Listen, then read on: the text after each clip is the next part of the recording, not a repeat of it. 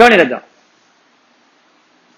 நம்ம இப்போ reception payments income and expenditure எப்படி கன்வெர்ட் பண்றதுன்னு பார்த்தோம். கரெக்டா? அங்க இன்கம் அண்ட் எக்ஸ்பெண்டிச்சர் எப்படி ரிசிப்ஷன் பேமெண்ட்ஸா கன்வெர்ட் பண்ணுவோம்?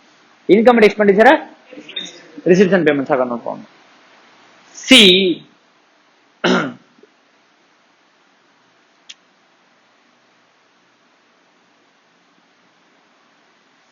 எக்ஸாம்ல உனக்கு 70 மார்க் பேப்பர் எப்படி இருக்கும்? Easy. 70 mark paper will be, அந்த ஈஸினா என்ன அப்படி அர்த்தம் கேட்டீங்கன்னு வச்சுக்கோயேன். Question will be lifted from your book, not only book, MTP or RTP. RTP revisional test paper, model test paper, mark test paper plus your study material. See institute question paper setter அவனை பொறுத்தவரையும் easy எதுனா இந்த இடத்துல இருந்து எடுத்தா அது easy. Even though tough some in your book is considered as easy in your question paper. நம்ம ஸ்கூல்ல எப்படி இது கஷ்டமான சம், இது எக்ஸாம்ல கேட்டக்கூடாதுன்னு போவோம். இங்க கஷ்டமான சம் புக்ல இருந்துச்சு அது கேட்டானா அது easy question. Whether you are doing or not doing is different thing. அவனை பத்தி அது என்னவா கன்சிடர் பண்ணுவான்? ஈஸி. சோ உன்னோட ஸ்டடி மெட்டீரியல்ல இருந்து ப்ராப்ளம் எடுத்திருப்பான், ஆர்டிபில இருந்து ப்ராப்ளம் எடுப்பான், எம்டிபில இருந்து ப்ராப்ளம் எடுப்பான். தட் ப்ராப்ளம் இஸ் என்ன கன்சிடரேஷன்? இது இந்த 70 mark. 20 mark average. 20 mark will be ஆவரேஜ்னா என்ன? லைக் உன் புக்ல உள்ள மாடல் பட் புக்ல உள்ள கொஸ்டின் கிடையாது. தேர்ட் சம்ல இருந்து ஒரு பிட்ட உருவி, செகண்ட் சம்ல இருந்து ஒரு பிட்ட உருவி, அது ஃபோர்த் சம்ல இருந்து ஒரு கான்செப்ட் எடுத்து அதை எடுத்து சேர்த்து ஒரு கான்செப்டா கொடுப்போம். If you have thoroughly in third sum, fourth sum, fifth sum concept, you can attend the moderate sum. சொல்றது புரியுதா? மாடரேட்டுங்கிறது 4 சம்ல இருந்து ஒரு கான்செப்ட் உருவிடுவோம், அதை புதுசா ஒன்று தள்ளி விட்டு என்னவா கேட்பான்? ஒரு கொஸ்டினா கேட்பான். That will be around 20 marks. That is 60னா அது 30 மாறிடும். இது 60 பேப்பர்னு வச்சுக்கோ, 60 மார்க்னு வச்சுக்கோயேன், அது என்னவா மாறிடும்? 30 மார்க். 10 மார்க் தான் maximum. 10% of your question paper will be tough. 10% of will be. நான் சொல்றது புரிஞ்சுக்கோ. உன் புக்ல உள்ள கஷ்டமான கொஸ்டின் கேட்பான், அதை டஃப்னு சொல்லக்கூடாது. அது கன்சிடர்ட் அஸ் ஈஸி. நம்ம பார்க்காத கொஸ்டின்னா 10 மார்க் தான் எக்ஸாம்ல கேட்பான். இது எல்லாமே உன் புக்ல இருக்கிற எம்டிபில வந்து கொஸ்டின் தான். சி நம்ம படிக்கும் போதே ஒரு ஆசை இருக்கணும், ரேங்க் எடுக்கணும்ட்டு. நமக்கு ஒரு ரேங்க் எடுக்கணும், லைக் நல்லா ஒரு ஆல் இண்டியா ரேங்க் ஹோல்டரா வரணும், இன்டர்மீடியட்ல நல்ல ரேங்க் எடுக்கணும், நல்ல மார்க் எடுக்கணும் அப்படின்னு ஒரு என்ன சொல்றது, ஒரு ஆசை இருக்கிறது தப்பு கிடையாது. பட் ரேங்க் எடுக்கிறது ஏதோ ஒரு கம்பல்சரி ஈவெண்ட். நான் ரேங்க் எடுத்தே ஆவேன், ரேங்க் எடுக்கலன்னா அப்படியே நல்லா இன்டரே படிக்க மாட்டேன், எனக்கு அப்படியே ஒரு வெக்கக்கேடு, ஐயோ நல்லா ரேங்க் எடுக்க முடியலையே, அப்படிலாம் எதுவுமே கிடையாது. நான் சொல்றது புரியுதா ராஜா? அப்படிலாம் எதுவுமே ஒரு கான்செப்ட் நீனா பில்ட் பண்ணிக்காத. ஏன்னா மொத்தம் எழுத போற 50,000 பேர் 60,000 பேர்ல 50 பேருக்கு தான் ரேங்க் கொடுக்குறோம். நம்ம 51 தான் வந்திருப்போம், நம்மள ரெகனைஸ் பண்ண மாட்டான். சரி ரெகனைஸ் பண்ணாலும் போறோம், நம்ம எங்க போயிட போறோம்? இன்டர் போறோம். ஃபர்ஸ்ட் ரேங்க் எடுத்தவன் டேரக்டா ஃபைனலுக்கா ப்ரொமோஷன் கொடுக்குறான், அவனே எங்க உட்காந்து எழுத போறான் எக்ஸாம்ல? அகைன் இன்டர்ல வந்து உட்காந்து நம்மளோட எக்ஸாம் எழுதுவோம். சரி நத்திங். இந்த 50 மார்க் ஃபர்ஸ்ட் மார்க்ன்றது அவன் ஜஸ்ட் ஒரு ரெகனைசேஷன் பண்றானே தவிர ரேங்க் தான் இம்பார்ட்டன்ட் அப்படின்னு கிடையாது. சி நான் I am not demotivating you that rank தான் இம்பார்ட்டன்ட் கிடையாது நான் சொல்லல. Rank is important, but you should not concentrate to get rank. You should concentrate to score well. Score well பண்ணு. எக்ஸாம்பிள், ஒரு கிரிக்கெட் பிளேயர் கிரிக்கெட் ஆட போறான், Sachin cricket ஆட போறான். சச்சின் செஞ்சுரி போகணும்னு விளையாட போனோம், நல்லா விளையாடணும்னு உள்ள போனோம், நல்லா விளையாடணும். அவன் நல்லா விளையாண்டாலே தட் வில் பிகம் 50, 100, 200, 300 எல்லாமே அங்கேருந்து கிடைச்சிடும். பிகாஸ் உன்னோட நினைப்பு நல்லா பண்ணணும்னு இருக்கணுமே தவிர என்னவா இருக்க கூடாது. சரி ஏன் சார் அப்படி? சி நல்லா பண்ணணும்னு நினைச்சிட்டு போற, 20 மார்க் நல்லா எழுதிட்டேன், இல்ல 65 மார்க் நல்லா எழுதிட்டேன், கான்பிடன்ஸ் இருக்கு, 30 மார்க் எக்ஸாம்ல அட்டன் பண்ண முடியாம ஒரு கொஸ்டின் கேட்டா நீ விட்டுட்டு வந்துட்ட. நெக்ஸ்ட் எக்ஸாம் லாக்கு நல்லா படிப்ப. நெக்ஸ்ட் எக்ஸாம் லாக்கு, ஏன்னா நீ ஸ்கோர் வெல்லுங்கிறதா உன்னோட கான்செப்ட் தவிர rank is not a concept. கரெக்டா? அப்போ score well is the concept. Example ஒருத்தன் இருக்கான், இப்ப என்னோட லட்சியம் பாஸ் ஆகணும்ன்றதுதான் லட்சியம். என்னோட லட்சியம் என்ன? இப்ப அக்கௌண்ட்ஸ் எக்ஸாம் கஷ்டமா கேட்டான், நான் attended for only 40, have attended only for, அப்ப நான் பாஸ் ஆகிறதுக்கான சான்ஸ் இருக்கா? 40 மார்க் அட்டன் பண்ணி பாஸ் ஆகிறதுக்கான சான்ஸ் இல்ல. வெறும் 40 மார்க் தான் அட்டன் பண்ணிருக்கேன், அதுலயும் தப்புகள் இருக்குன்னா கன்ஃபார்ம் நான் என்ன பண்ண மாட்டேன், பாஸ் ஆக மாட்டேன். அப்ப ஐ எம் ஃபெயில். கரெக்டா ராஜா? அப்ப 40 மார்க் நான் என்ன, என்னுடைய மோட்டிவ் என்ன? பாஸ் ஆகணும். நான் ஃபர்ஸ்ட் எக்ஸாம் எழுதுறேன், I am attending for 40 mark, so that day I have decided I will not pass this exam. அந்த எக்ஸாம் நான் பாஸ் பண்ணனும்னா எனக்கும் தெரியும் நான் பாஸ் பண்ண மாட்டேன்னு. Institute people will also know that I will not clear. கரெக்டா? will I study for next day exam? Law exam நல்லா படிப்பனா, காஸ்டிங் எக்ஸாம் சரி, எக்கனாமிக்ஸ் எக்ஸாம்க்கு நல்லா படிப்பனா, டாக்ஸ் மேக்ஸ் எக்ஸாம்க்கு நல்லா படிப்பனா, I will not study. ஏன்? ஃபர்ஸ்ட் டேவே your result is given to you. First டேவே உனக்கு ரிசல்ட் தெரிஞ்சிட்டு you will not clear the exam. கரெக்டா இல்லையா? அப்ப மீதி 3 எக்ஸாம் என்ன பண்ண மாட்டேன். அதே மாதிரி நீயே உன் மேல ஒரு பேர்டனை போட்டுக்கிட்டு ஃபர்ஸ்ட் டே ரேங்க் வரலன்னா அதுக்கு 3 எக்ஸாம் படிக்காம விட்டுறக்கூடாது. அங்கதான் நீ தப்பு பண்ண ஆரம்பிக்கிற. அங்கதான் என்ன பண்ண ஆரம்பிக்கிற. அப்ப நீ ஃபர்ஸ்ட் டே எக்ஸாம்ல விட்டதை செகண்ட் டேல பிடிக்கணும்னு பாக்கணும். செகண்ட் டேலையும் விட்டுட்டியா, தேர்ட் டேல பிடிக்கணும்னு பாக்கணும். தேர்ட் டேலையும் விட்டுட்டியா, ஃபோர்த் டேல பிடிக்கணும்னு பாக்கணும். இப்ப நீ ரேங்க் பிக்ஸ் பண்ணிட்ட, ஃபர்ஸ்ட் டே அக்கௌண்ட்ஸ் எக்ஸாம் ஒழுங்கா எழுதல அப்படின்னா, சப்போஸ் ஃபர்ஸ்ட் டே லா எக்ஸாம் நீ ஒழுங்கா எழுதல அப்படின்னா உனக்குள்ளேயே உனக்கு என்ன வந்துடும், ஐயோ நம்ம ரேங்க்கு படிச்சோமே ரேங்க் எடுக்க முடியாம போயிடுச்சு அப்படின்ற ஒரு டிமோட்டிவேஷனல் ஃபேக்டர் ஒன்னு அன்னைக்கு வந்து அட்டாக் பண்ணும். அதனால உன்னால அடுத்த எக்ஸாம் என்ன பண்ண முடியாம போயிடும், ஒழுங்கா எழுத முடியாம போயிடும். நீ சும்மா எழுதிருந்தாலே 90 எடுத்திருப்ப. இந்த மனசுல போட்டுட்டு ஐயோ ரேங்க் போச்சுன்னு 60 மார்க் எழுதிட்டு 45 மார்க் எடுத்து நீ கிளியர் பண்ணிடுவ. சம்பவம் will be clearing the exam. But அடுத்த பேப்பர்ல ஒரு 80 எடுத்திருப்ப இந்த டிமோட்டிவேஷனல் ஃபேக்டர் இல்லனா. அப்போ உனோட கான்செப்ட் should be ஃபார் எதுக்கு, உனோட concentration should be for what, scoring good mark. அப்ப ரேங்க் இஸ் நாட் சம்திங் ஒரு பீரியாடிக்கலா நம்ம படிச்சாதான் ரேங்க், இந்த பீரியட் ஃபுல்லா நம்ம கஷ்டப்பட்டோம் அதனால எனக்கு அன்னைக்கு ரேங்க் கிடைச்சிரும் அப்படிலாம் கிடையாது. That is called some என்ன ஈவென்ட், அது day event. The day will decide. Sachin டெண்டுல்கரா இருந்தாலும் இன்னைக்கு மேட்சுக்கு போகும்போது நான் கன்ஃபார்ம் செஞ்சுரி அடிப்பேன்னு சொல்லிட்டு போக முடியுமா? சச்சின் எத்தனை மேட்ச் ஆடி இருப்பாரு, போட்ட செஞ்சுரிஸ் 100 தான். ஏன் அவர் தாண்டின ஒரு பேட்ஸ்மேன் உலகத்துல இல்லன்னு தான் சொல்றாங்க. அவரா இருந்தாலும் இன்னைக்கு மேட்ச் நான் உள்ள போனா செஞ்சுரி அடிப்பேன்னு எந்த ஒரு கிரிக்கெட் பிளேயரால சொல்ல முடியுமா? நான் ஒரு 6 அடிப்பேன் கூட ஒரு கிரிக்கெட் பிளேயரால சொல்ல முடியாது. ஏன்னா நாட் சர்டைன். அந்த டே அந்த பிட்ச் நம்மளுக்கு சேரணும், அந்த பவுலர் நம்மளுக்கு செட் ஆகணும், அந்த பவுலர் போடுறது எனக்கு அடிக்கிறதுக்கு வாக வரணும். நான் அடிச்சது எவனும் பார்டர்ல கேட்ச் பிடிச்சிட கூடாது. நான் 6க்கு தான் அடிச்சேன். ஃபாப் டு பிளிசிஸ் மாதிரி ஒருத்தன் ஏறி கேட்ச் பிடிச்சிட்டான். நான் 6 நான் அடிச்சபடி என்னோட ஆங்கிள் படி அது என்ன போயிருக்கணும் 6. இவன் நல்லா அழக்க மாதிரி இருந்துட்டு எட்டி கேட்ச் பிடிச்சிட்டான். அப்போ யோசிச்சு பாரு, அவன் பவுலரே எதிர்பார்த்திருக்க மாட்டான் கேட்ச் ஆகும்ட்டு. பேட்ஸ்மேனும் 6 தைரியமா நிப்பான். கடைசியில ஃபாப் டு பிளிசிங்கிற மாதிரி ஒருத்தன் கை தூக்கி கையை கேட்ச் பிடிச்சிருவான். இப்ப பாரு, அவன் 6 அடிக்க தான் ட்ரை பண்ணா, 6 ஆச்சு, எல்லாமே போச்சு. இது மாதிரி நடுவில் ஒரு எக்ஸ்ட்ரானரி ஃபோர்ஸால நம்மளோட பிளான் என்ன ஆயிடுச்சு. சோ நம்ம ஸ்கோர் வந்து டே ஈவெண்ட். அந்த டே கருண் நாயர் 300 போடுவான்னு யாருமே எதிர்பார்க்கல. ஆனா இனி வரைக்கும் கோலியால ஒரு 300 போட முடியல. கோலி பெரிய பிளேயரா, கருண் நாயர் பெரிய பிளேயரா? எவ்ரிஒன் நோ கோலி பிளேயிங் வெல் அப்படின்னு சொல்றாங்க, பிளேயிங் வெல். ஆனா கருண் நாயர் 300 போட்டது இது வரைக்கும் கோலி போடலையே. Only 2 Indian players have hitted triple century in test cricket. அப்போ வாட் அபவுட் டிராவிட்? டிராவிட் மாதிரி ஒரு டெஸ்ட் பிளேயரே இல்ல. ஏன் டிராவிட்னால 300 போட முடியல? லக்ஷ்மன் 300 போட்டது இல்ல. ஏன் இதுவரையும் Dravid test player famous for எதுக்கு? Dravid famous for test. But டெஸ்ட்ல அவனே இதுவரையும் 6 டபுள் செஞ்சுரி போட்டதில்ல. வேற சச்சின் அண்ட் சேவாக் கிட்ட double century 6 times, 6 double century போட்டிருக்காங்க. சி அப்போ அது எல்லாமே என்னது, டே ஈவெண்ட். அந்த டே என்ன டிசைட் பண்ணுதோ அதான் மேட்டர். சோ இன்னில இருந்து நான் சொல்லுவேன் இப்படி அடிப்பேன், இதான் என் டார்கெட், இதை நான் பண்ணிடுவேன். நம்ம என்னைக்கே என்ன பண்ண முடியாது சார்.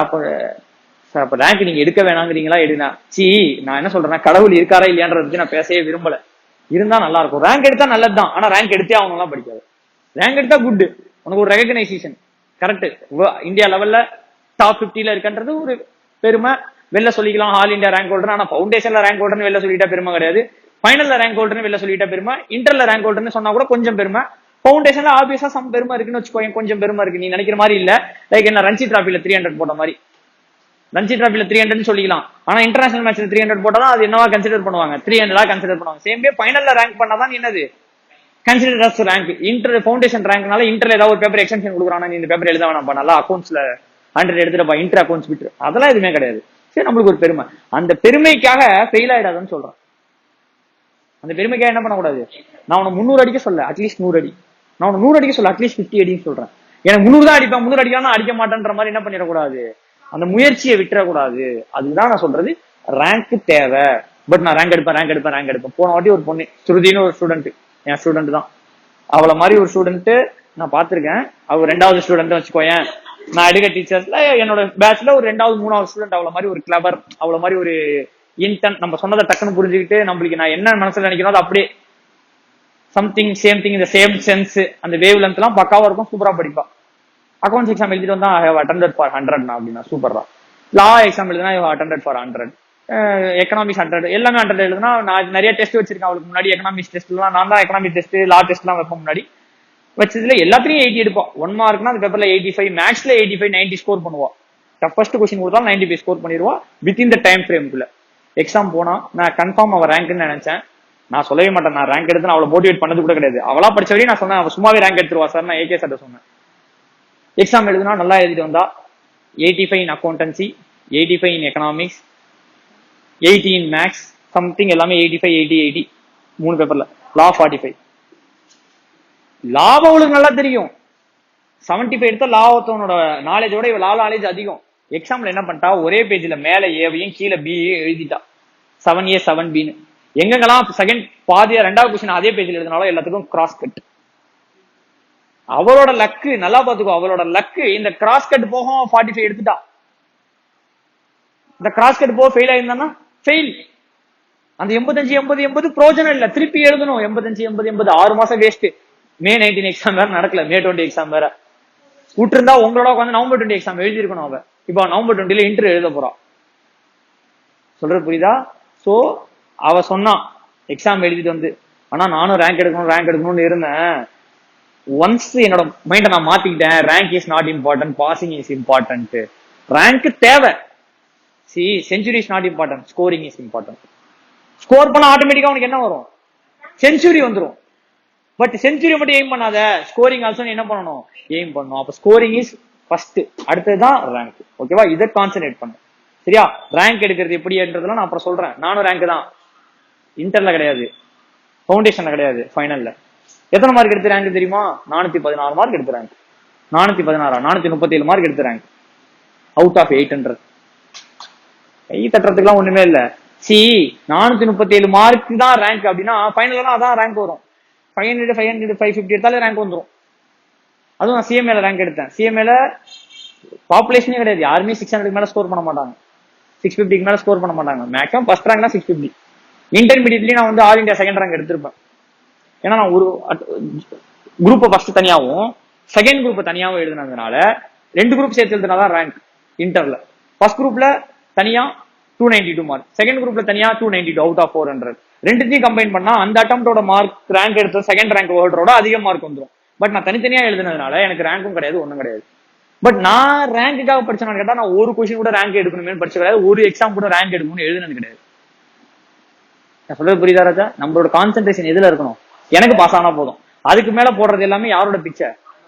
ஆண்டவன் போடுற பிச்சை, அவ்வளவுதான். கவனி.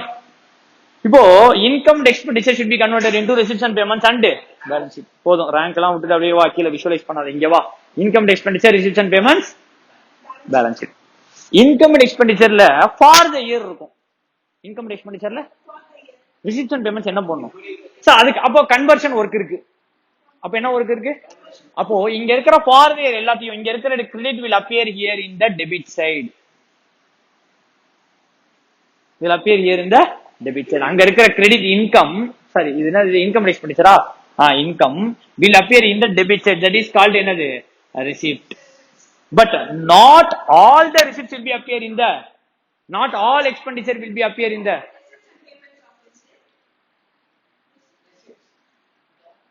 சொல்லு, அங்கதான் தப்பு பண்ற. இங்க இருக்கிற எல்லா இன்கமும் இங்க வந்துரும். ரிசிப்ட்ஸ் அண்ட் பேமெண்ட்ஸ்ல இருக்கிற எல்லா இன்கமும் receipts and sorry income and எக்ஸ்பெண்டிச்சர்ல இருக்கிற எல்லா இன்கமும் ரிசிப்ட்ஸ் அண்ட் பேமெண்ட்ஸ்ல டெபிட் ஆயிடும். அதை தவிர சம் ரிசிப்ட்ஸ் உள்ள வரும். இங்க இருக்கிற எல்லாமே இங்க வந்துரும். ஆனா இங்க இருக்கிறது தான் இங்க பாதி போகும். பட் இங்க இருக்கிற எல்லாமே இங்க வந்துடணும். அதே மாதிரி இன்கம் அண்ட் எக்ஸ்பெண்டிச்சர்ல இருக்கிற எல்லா டெபிட்டும் 90% விர்ச்சுவலி சர்டைன் 90%. சில ஐட்டம் கொடுத்துருப்போம், அது இங்க வராது. ப்ரொவிஷன் ஃபார் பேட் டெப்ட்ஸ் சொல்லுவோம், கேஷ் டிரான்சாக்ஷனே கிடையாது. சொல்றது புரியுதா? டெப்ரிசியேஷன் கொடுத்துருவோம், அது இங்க வராது. அதெல்லாம் விட்டுரு. மத்தபடி இருக்கிற டிரான்சாக்ஷன், கேஷ் டிரான்சாக்ஷன் எல்லாமே இங்க இருக்கிற எல்லாமே இங்க வந்துரும். ஆனா பட் அட் என்ன வேல்யூ? Different value. இங்க என்ன வேல்யூல இருக்கும்? For their value you have to convert into during their. அப்போ சார் எனக்கு அங்க வருது இங்க வருது அங்க வருது புரிஞ்சிருச்சு சார். புரிஞ்சிருச்சா? எங்க வருதுன்றது புரிஞ்சிருச்சா? Receipts and payments debit visualise பண்ணிக்கோ. Receipts and payments account debit side. Receipts and payments is like a cash account debit side receipt, credit side payment. Cash receipts and payments account debit side, receipt சைட்ல வர item எங்கெல்லாம் வரும்? Income expenditure credit or balance sheet credit. Receipts and payments account வர debit credit side, that is payment side, will appear either at income and expenditure account debit or balance sheet debit, but at a different value. And receipts and payments is during the year, income and expenditure is for the year, balance sheet is next year. ஓகேவா? future years. கரெக்டா? அதான் என்னது balance sheet. Income and expenditure debit will appear where? Income and expenditure debit what? P&L debit what? Expense will appear. Pay பண்ணியிருந்தால் reception accountல கிரெடிட்ல வந்துரும். இங்க இருக்கிற debit பே பண்ணிருந்தா இங்க ஒரு பே பண்ணலனா பேயபிள்னு பேலன்ஸ் ஷீட்ல கிரெடிட்ல வந்துரும். அதனாலதான் 100% சொல்லாம நான் எத்தனை பர்சன்ட் சொன்னேன்? அப்போ மெஜாரிட்டி இங்க வந்துரும், இங்க வரலனா பேலன்ஸ் ஷீட் கிரெடிட்.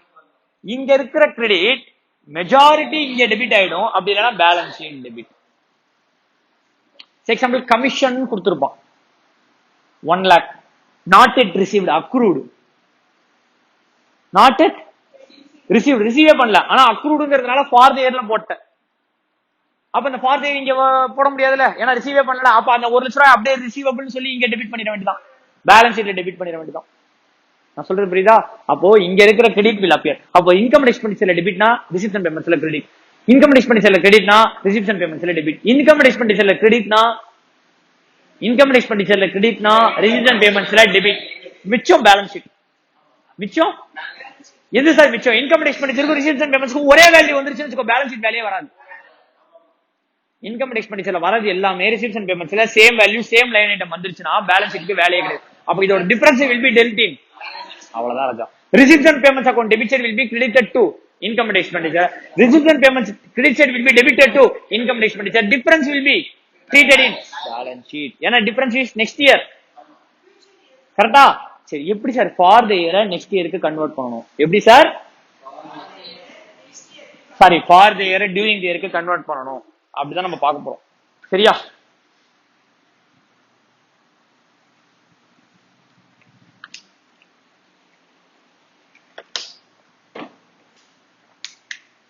கவனி. First we will take up income. We will take up what? Income, subscription. ஓகேவா? உனக்கு என்ன கொடுத்துருவோம்? ரிசிப்ட்ஸ் அண்ட் பேமெண்ட்ஸ்ல சப்ஸ்கிரிப்ஷன் கொடுத்துருவோம். ரிசிப்ட்ஸ் அண்ட் பேமெண்ட்ஸ்ல ரிசிப்ட் சைட்ல subscription. Subscription is a membership fees. அது இப்படி கொடுத்துருவோம். திஸ் ரெப்ரசன்ட் வாட் அப்படின்னு கேட்டா, இந்த வருஷத்துல நீ ரிசீவ் பண்ண அமௌண்ட், இந்த வருஷத்துல நீ இந்த வருஷத்துக்காக ரிசீவ் பண்ணிருக்கலாம், போன வருஷத்துக்காக ரிசீவ் பண்ணிருக்கலாம், நெக்ஸ்ட் இயருக்காக ரிசீவ் பண்ணிருக்கலாம். இந்த வருஷத்துல நீ ரிசீவ் பண்ண அமௌண்ட் இஸ் கால்டு சப்ஸ்கிரிப்ஷன். அதுதான் எங்க கொடுத்திருப்பான்? Receipts and பேமெண்ட்ஸ்ல கொடுத்திருப்பான். ஆனா இந்த வருஷத்துல ரிசீவ் பண்ண எல்லாத்துலயும் நம்ம எதை போட முடியாது? இன்கம் அண்ட் எக்ஸ்பெண்டிச்சர்ல போட முடியாது. இந்த வருஷத்துக்கு எவ்வளவோ அதை மட்டும் தான் இன்கம் அண்ட் எக்ஸ்பெண்டிச்சர்ல போடணும். அப்ப நீ வாங்கினதை கொடுத்துருவான். அப்போ லாஸ்ட் இயருக்காக எவ்வளோ, நெக்ஸ்ட் இயருக்காக எவ்வளோ அப்படின்னு நம்ம கண்டுபிடிக்கணும். See, you have studied in school 12th standardல படிச்சிருப்ப NPOல subscription at receipts and payments, subscription as per receipts and payments account debit, add outstanding in the beginning, add less outstanding in the end, plus add advance in the beginning, less advance in the end. ஒரு பெரிய formula படிச்சு answer arrive பண்ணிருப்ப. கரெக்டா ராஜா? சரி, அது திறமை. கவனி. Subscription account இங்க கொடுத்திருக்கிறது received during the year. Received see, நல்லா புரிஞ்சுக்கோ. கவனி, நம்ம இருக்கிற இயர் 2020. அசிம் கேலண்டர் இயர்ஸ் தான் அக்கவுண்டிங் இயர். 2020 full year. 2019க்கு நீ எக்ஸஸா வாங்கியிருக்கலாம், கம்மியாவும் வாங்கியிருக்கலாம். சார் எப்படி சார் எக்ஸஸாவும் வாங்கியிருக்க முடியும், கம்மியாவும் வாங்கியிருக்க முடியும்? See, it is not one man business. பிளாட்ல 500 பேர் இருப்போம். எக்ஸாம்பிள் பிளாட்ல ஒரு 30 வீடு இருக்குன்னு வச்சுக்கோங்க. 20 வீடு பத்தி பிரச்சனை இல்ல, ரெகுலரா பே பண்ணிடுவோம். 10 வீடு முன்கூட்டியே பே பண்ணுவோம். மீதி 10 வீடு பே பண்ணாம வச்சிருப்போம். சரி, 5 வீடுன்னு வச்சு 40 மாத்திக்கோ. பழமொழி சொன்னா ஆராயக்கூடாது, அனுபவிக்கணும். சரி, இந்த 10 வீடு முன்கூட்டியே ப்ரீபேடா பண்ணு. இந்த 10 வீடு என்ன பண்ண மாட்டான்? அந்த வருஷத்துக்கே பே பண்ணிருக்க மாட்டான். அப்ப அடுத்த வருஷத்துக்கு என்ன பண்ண மாட்டான்? பே பண்ண மாட்டான். அப்போ 2019ல பாத்தீங்கன்னா அட்வான்ஸும் இருக்கும், ஃபார் தி இயரும் இருக்கும், அவுட்ஸ்டாண்டிங்கும் இருக்கும். Advance is for next year. இந்த வருஷத்துக்கும் இருக்கும், இந்த வருஷத்துக்கும் இருக்கும். அப்போ 2020 நம்ம எடுத்துக்கும் போது 2020ல ஓப்பனிங் பாத்தீங்கன்னா சில பேர் எக்ஸ்ட்ரஸா கொடுத்திருப்பான், அவன் பேரு அட்வான்ஸ். சில பேர் கொடுக்காம இருப்பான், அவன் பேரு அவுட்ஸ்டாண்டிங். அவுட்ஸ்டாண்டிங்னா லயபிலிட்டின்னு படிச்சிருப்ப. தட் இஸ் அவுட்ஸ்டாண்டிங் எக்ஸ்பென்ஸ்னா லயபிலிட்டி, அவுட்ஸ்டாண்டிங் இன்கம்னா அசெட். அவுட்ஸ்டாண்டிங்னா கொடுக்க வேண்டியது ஆறு வர வேண்டியது, அவுட்ஸ்டாண்டிங் எக்ஸ்பென்ஸ்னா கொடுக்கறது கொடுக்காம வச்சிருக்க, அவுட்ஸ்டாண்டிங் இன்கம்னா வரது வாங்காம வச்சிருக்க. வரத வாங்காம வச்சிருந்தா அது பேர் என்ன? அசெட். கொடுக்கறத கொடுக்காம வச்சிருந்தா அது பேர் என்ன? லயபிலிட்டி. அவுட்ஸ்டாண்டிங்ன்ற வார்த்தையை பார்த்து அதை என்னன்னு சொல்லிடாத, லயபிலிட்டின்னு போட்டுறாத. அவுட்ஸ்டாண்டிங் பக்கத்துல என்ன வருதுன்னு பாரு, எக்ஸ்பென்ஸ்னா லயபிலிட்டி, அவுட்ஸ்டாண்டிங் இன்கம்னா அசெட். கரெக்டா? அப்போ ஓப்பனிங்ல பாதி பேர் எக்ஸஸா கொடுத்திருப்பான், பாதி பேர் கொடுக்காம இருந்திருப்பான். டியூரிங் தி இயர் கொஞ்சம் பேர் கொடுத்திருப்பான். க்ளோசிங் பாத்தீங்கன்னா பாதி பேர் கொடுக்காம இருப்பான், பாதி பேர் அட்வான்ஸா கொடுத்திருப்பான், பாதி பேர் சம் கேட்டகரியில இருக்கும். கரெக்டா? எனக்கு என்ன சார் வேணும் sir? Receipts and payments account கொடுத்துட்டான். என்ன கொடுத்துட்டான்? Either question will be two, ஒன்னு ரிசிப்ட்ஸ் அண்ட் பேமெண்ட்ஸ் கொடுத்துட்டு இன்கம் அண்ட் எக்ஸ்பெண்டிச்சர் கேட்பான், அப்போ டியூரிங் தி இயர் கொடுத்துட்டு ஃபார் தி இயர் கேட்பான். ஆர் இன்கம் அண்ட் எக்ஸ்பெண்டிச்சர் கொடுத்துட்டு during the year, that is receipts and payments கேட்பான், அப்போ டியூரிங் தி இயர் கொடுத்துட்டு ஃபார் தி இயர் கேட்பான். ஆர் ஃபார் தி இயர் கொடுத்துட்டு சார் எப்படி சார் போறது? ஒரு நல்ல ஒரு ஃபார்முலா இருக்கு 8 லைனுக்கு, அந்த ஃபார்முலா மட்டும் மனப்பாடம் பண்ணிட்டீங்கன்னா அப்படின்னு என்ன பண்ணிடலாம், ஆன்சர் போட்டுடலாம். கரெக்டா? Outstanding at the beginning, outstanding at the end, add less. டக்குனு ஷார்ட் கட்டா சொல்றேன், add plus minus plus minus plus minus அப்படின்னு படிச்சிட்டீங்கன்னா என்னவா இருக்கும்? ஈஸியா இருக்கும் சொல்லி கஷ்டமான ஃபார்முலாவை நான் டீச் பண்ண மாட்டேன். சரியா? கவனி. ஓபன் எ சப்ஸ்கிரிப்ஷன் அக்கௌண்ட். ஓபன் எ சப்ஸ்கிரிப்ஷன் அக்கௌண்ட் ஒன்னு ப்ரிப்பேர் பண்ணு, ஓபன் பண்ணு. சப்ஸ்கிரிப்ஷன் அக்கௌண்ட் அசெட்டா லயபிலிட்டியா இன்கமா கேட்டா மூணுமே. சப்ஸ்கிரிப்ஷன் அக்கௌண்ட் அசெட்டா லயபிலிட்டியா இன்கமான்னு கேட்டா மூணும். சார் எப்படி சார் இன்கம் அக்கௌண்ட் லயபிலிட்டி ஆகும்? முன்கூட்டியே இன்கம் வாங்கினா லயபிலிட்டி, இன்கமா வாங்காம வச்சிருந்தா அசெட், கரெக்டா வாங்கியிருந்தா இன்கம். நல்லா கவனி. இன்கம் எப்படி சார் மூணுமே அப்படின்னு கேட்டா, இன்கம் அசெட் ஆகலாம், லயபிலிட்டி ஆகலாம், இன்கம் ஆகலாம். Income not yet received is asset, income received in advance is liability. Income received income அந்த டியூரிங் தி இயர் கரெக்டா ரிசீவ் பண்ணிட்டு தட் இஸ் கால்டு இன்கம். அப்ப இந்த அக்கௌண்ட் என்னது? மூணுமே. இந்த அக்கௌண்ட் நான் என்னைக்குமே ட்ரீட் பண்ண போறேன் மூணுமே. அப்ப சப்ஸ்கிரிப்ஷன் இஷ்யூ அக்கௌண்ட் அசெட்டா லயபிலிட்டியா? மூணுமே. அப்ப ஒரே அக்கௌண்ட்லயே நம்ம என்ன பார்க்க போறோம்? மூணு டைமென்ஷன்ல ஒரு அக்கௌண்ட் பார்க்க போறோம். கரெக்டா? சிகவன். Subscription account opening.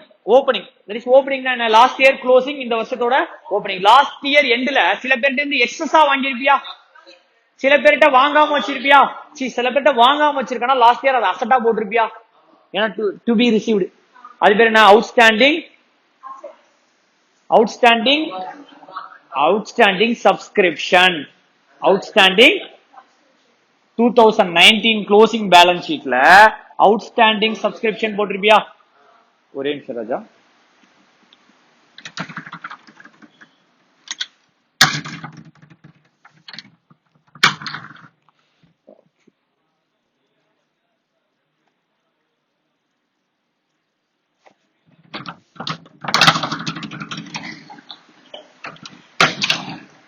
கவனி. அவுட்ஸ்டாண்டிங் சப்ஸ்கிரிப்ஷன் 2019 பேலன்ஸ் ஷீட்ல போட்டிருப்ப. அப்படின்னா நான் 2019ல இன்னும் வாங்காம வச்சிருக்கேன்னு அர்த்தம். அப்ப 2019ல இது என்னது? அசெட். 2019ல போன வருஷத்துல நெக்ஸ்ட் இயருக்கு சேர்த்து வாங்கியிருப்பியா, அது என்னவா போட்டிருப்ப? சப்ஸ்கிரிப்ஷன் ரிசீவ்ட் இன் அட்வான்ஸ் அப்படின்னு போட்டிருப்ப 2019 பேலன்ஸ் ஷீட்ல. இது கிரெடிட், இது டெபிட். 2020ல இந்த அக்கௌண்ட் ஓபன் பண்ணும்போது இந்த அசெட் ஓபனிங் அசெட்டா வருமா? அப்போ to outstanding subscription opening to opening asset balance debit. அசெட்டுக்கு இது இன்க்ரீசிங் சைடா, அப்போ ஓபனிங் சைடு இங்க வருமா? அவுட்ஸ்டாண்டிங் சப்ஸ்கிரிப்ஷன்ங்கிறது அசெட்டா லைபிலிட்டியா? நல்லா புரிஞ்சுக்கோ. சப்ஸ்கிரிப்ஷன் அவுட்ஸ்டாண்டிங்னா அசெட், அட்வான்ஸ்னா லைபிலிட்டி, கரெக்ட்னா இன்கம். கரெக்டா? அப்ப சப்ஸ்கிரிப்ஷன் அவுட்ஸ்டாண்டிங்ல இருக்கு அப்படின்னா அசெட். அப்ப ஓபனிங் இங்க வந்துச்சுன்னா க்ளோசிங் எங்க வரும்? By subscription outstanding closing. அப்ப ஓபனிங் எங்க போட்டுருவ? க்ளோசிங் இங்க போட்டுருவ.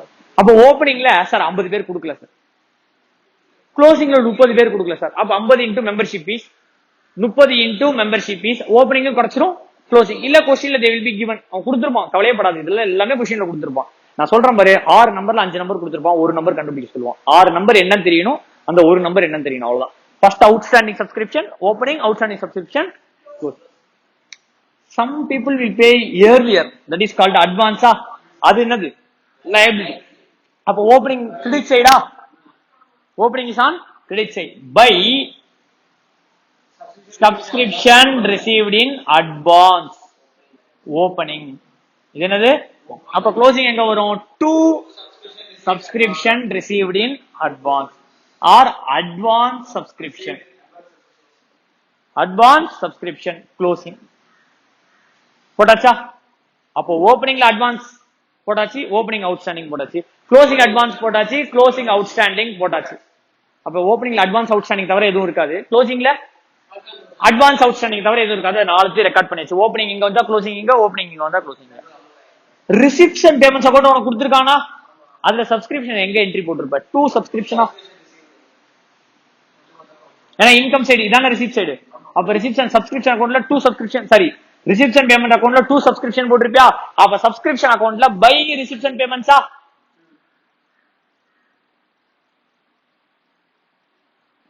இன்கம் அண்ட் எக்ஸ்பெண்டிச்சர்ல சப்ஸ்கிரிப்ஷன் எங்க போடுவ? பை இன்கம் எக்ஸ்பெண்டிச்சர்ல பை சப்ஸ்கிரிப்ஷனா?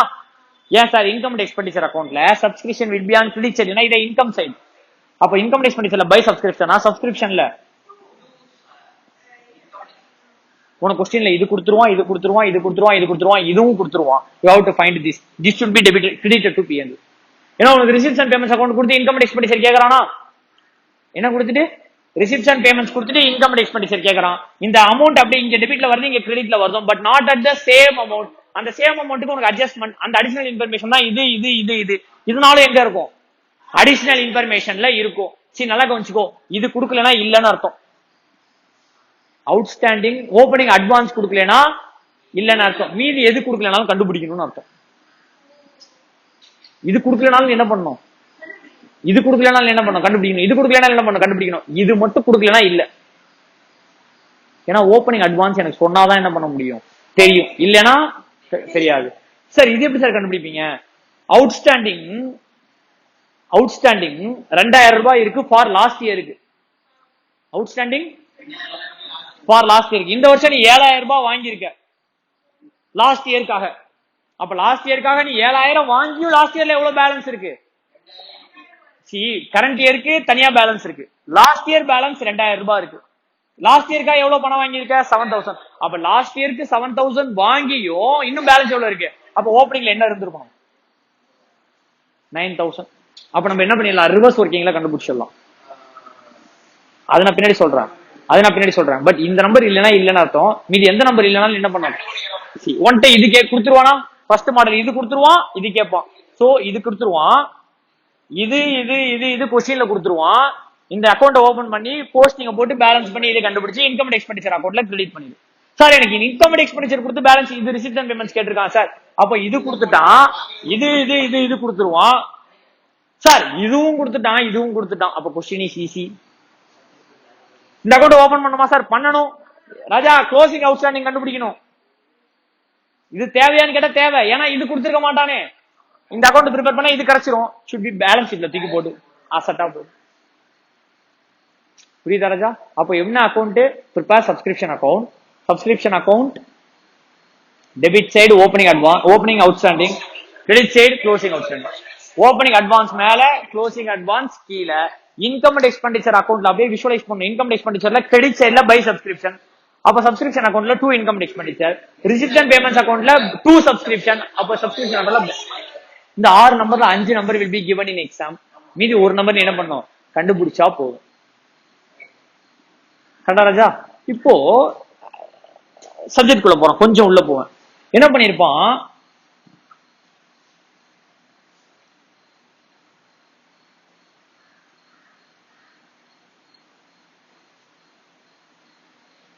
ரிசிப்ட் அண்ட் பேமெண்ட்ஸ் அக்கௌண்ட்ல ரிசீவ்டுன்னு சொல்லி கொடுத்துருப்பான்ல subscription. For the previous year 7000 வாங்கியிருக்கான். இப்படி கொடுத்துருப்பான் இந்த இடத்துல. Split up. For the previous year எவ்வளவு வாங்கியிருக்கான்? ஃபார் த கரண்ட் இயர் எவ்வளவு வாங்கியிருக்கான்? 1,82,000. For the next year 8,000 add பண்ணி 1,67,000 கொடுத்துருப்பான். நீ ஸ்பிளிட் அப் போட்டுக்கோ. இப்ப என்ன பண்ணணும்? இந்த நம்பர் தனியா கொடுத்திருப்பான். எந்த நம்பர்? இந்த நம்பர். இந்த நம்பர் தனியா கொடுத்திருப்பான். இந்த நம்பர் கொடுத்திருப்பானான்னு கேட்டா கொடுத்திருக்க மாட்டான். எந்த நம்பர்? இந்த நம்பர் கொடுத்திருக்க மாட்டான். ஏன் சார்? இந்த 8000 இஸ் க்ளோசிங் அட்வான்ஸ். ஏன் சார் இந்த 8000 இது எது எந்த வருஷத்துக்கு? அப்ப நெக்ஸ்ட் இயருக்கு இது வாங்கினா க்ளோசிங் அட்வான்ஸ். இந்த இந்த ஓப்பனிங் கொடுத்திருக்க மாட்டான். அப்ப நீ அவுட்ஸ்டாண்டிங் பார்க்கணும். அவுட்ஸ்டாண்டிங்ல என்ன பண்ணிருப்பான்? 20,000 is outstanding for the year, 2,000 is outstanding for the previous இயர்னு கொடுத்திருப்பான். அப்ப இந்த 2 7,000. அப்ப மீன்ஸ் வாட்? 7,000 ரிசீவ் பண்ணி எவ்வளவு லாஸ்ட் இயருக்கு பேலன்ஸ் இருக்கு? அப்ப எவ்வளவு ஓப்பனிங்ல இருந்திருக்கணும்? எவ்வளவு இருக்குன்னு தெரியாது. ஆனா இந்த வருஷம் எவனோ வந்து 7,000 ரூபாய் கொடுத்திருக்கான். 7,000 ரூபாய் கொடுத்தும் 2,000 ரூபாய் வர வேண்டியது இருக்கு. அப்ப மொத்தம் எவ்வளவு வர வேண்டியது இருந்திருக்கணும்? அப்ப இது போட்டாச்சு, இது போட்டாச்சு, இது ரெண்டும் கொடுத்திருப்பான். இதை வச்சு எடுத்துட்டு வந்து இங்க போட்டாச்சு. இப்ப பேலன்ஸ் பண்ணா இது கிடைக்கும். அது பேலன்ஸ் பண்ணாமலும் சொல்லலாம். சொல்லவா? இந்த 1,52,000 ரூபாய் பிளஸ் இந்த 1,20,000 ரூபாய் 1,72,000 ரூபாய் வில் பி ஆன்சர். ஏன் சார் இப்படி சொல்றீங்க? இது வந்து அப்படி டைரக்டா சொல்ல முடியாது. நான் ஒரு இன்வேரியபிளா சொன்னேன். ஏன்னா 1,52,000 ரூபாய் வாங்கி எவ்வளவு பேலன்ஸ் இருக்கு? அப்போ இன்னும் வர வேண்டியது இருக்கு. அப்ப வர வேண்டியது மொத்தம் 1,72,000 ரூபாய். ஸ்டில் அட்வான்ஸ் இருந்துச்சுன்னா அதையும் ஆட் பண்ணிக்கணும். ஏன்னா அட்வான்ஸ் இஸ் ஃபார் தி எந்த இயர்? இந்த வருஷம். ஏன்னா போன வருஷம் வாங்கினது இந்த வருஷத்துக்காக வாங்கிருப்பா. அப்ப என்ன பண்ணிருந்த இடத்துல நீங்க ஆட் பண்ணிக்கணும். எக்ஸாம்பிள் போயிட்டு ஆட் லிஸ்ட்ல நீ ஓபன் பண்ணி யோசிச்சுட்டு தான் உனக்கு என்ன ஆயிடும்? Time waste. அப்ப அட்வான்ஸ் தூக்கி எங்க போடு. இந்த ஸ்பிளிட் அப் கூட தேவையில்லை. இந்த ஸ்பிளிட் அப் கூட இதை போட்டா உனக்கு ஆன்சர் டைரக்ட் ஆன்சர் வந்துடும். இந்த 28 டைரக்டா 22,000 அப்படியே போட்டுரு. இந்த ரெண்டுத்தையும் ஆட் பண்ண எவ்வளவு வருது? 22. இந்த 8,000 மட்டும் மைனஸ் இந்த இடத்துல மறக்காம போட்டுருணும். ஏன்னா இதுதான் it is nothing but closing advance. ஏன்னா இதுதான் நெக்ஸ்ட் இயருக்கு வாங்கினது. அப்படியே மறக்காம இங்க போட்டுரு. இது கொடுத்திருந்தானா பிரச்சனையே இல்ல. கொடுக்கல நான் மட்டும் இந்த ரிவர்ஸ் ஒர்க்கிங் இருக்கான்னு செக் பண்ணு. சப்போஸ் இங்க 0ன்னு கொடுத்தான்னு வச்சுக்கோ. அப்படின்னா அர்த்தம் 7,000 will be the answer. 7,000 இருந்துச்சு, 7,000 received, 0 பேலன்ஸ். இங்க 1,000 கொடுத்திருக்கானா எப்படி சார்? 7,000 வாங்கிட்டேன், ஸ்டில் 1,000 பெண்டிங். அப்போ ஓப்பனிங் எவ்வளவு இருந்திருக்கும்? அவ்வளவுதான். மத்தபடி இது டைரக்ட் கொஸ்டின்ல கொடுத்திருப்பான், நீ கண்டுபிடிக்க தேவையில்ல. இதுவும் டைரக்ட் கொஸ்டின்ல கொடுத்திருப்பான், சம்டைம்ஸ் இந்த ரிவர்ஸ் ஒர்க்கிங். இது கன்ஃபார்ம் கொடுத்திருப்பான். எது? இது கன்ஃபார்ம் கொடுத்திருப்பான். சப்போஸ் ஃபர்ஸ்ட் மாடலா இருந்தா, செகண்ட் மாடலா இருந்தா இது கொடுத்திருப்பான். கரெக்டா? அப்புறம் இது கொடுத்திருப்பான் கன்ஃபார்ம். இதெல்லாம் நீ கண்டுபிடிக்க தேவையில்ல. இது அப்படியே எடுத்து வந்து என்ன பண்ணிடணும்? கேரி ஃபார்வர்ட் பண்ணி போட்டுறணும். போட்டுட்டு பேலன்ஸ் பண்ணா you will get the other amount. Next video I will solve the sums on subscription account.